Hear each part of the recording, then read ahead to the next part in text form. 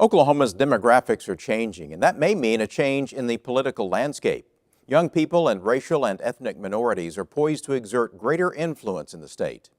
ONR intern Pam Ortega from the Gaylord College of Journalism and Mass Communication at the University of Oklahoma has more. According to a study from the Center for American Progress, Oklahoma will become a majority-minority state by 2046. University of Oklahoma political science professor Keith Gaddy. The state is becoming more diverse. Currently, if you look at Oklahomans under the age of 18, citizens under the age of 18, a majority of them are not Anglo-white. Minorities currently make up 32.5% of Oklahoma's population, according to the most recent census data.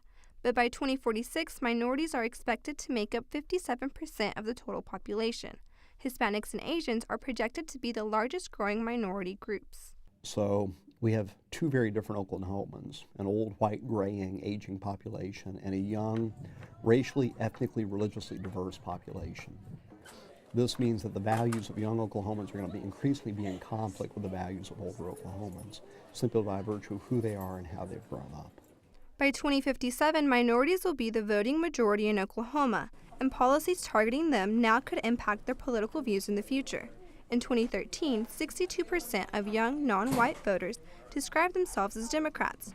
Former State Representative Joe Dorman says with these statistics, Oklahoma could see a political shift in power. Now, when you see the growing diversity of our society, you also see diverse ideas. You will see different policies shaped at the state capitol and in our nation's capital as you see a wider array of beliefs and views.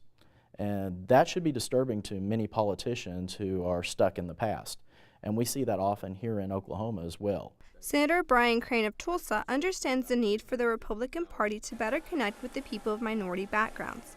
He believes in part that can happen by highlighting those things they have in common. From a political standpoint, they are very close to the Republican Party as far as their values go, and that they are socially conservative, strongly, solidly pro-life. They are strong supporters of the Second Amendment.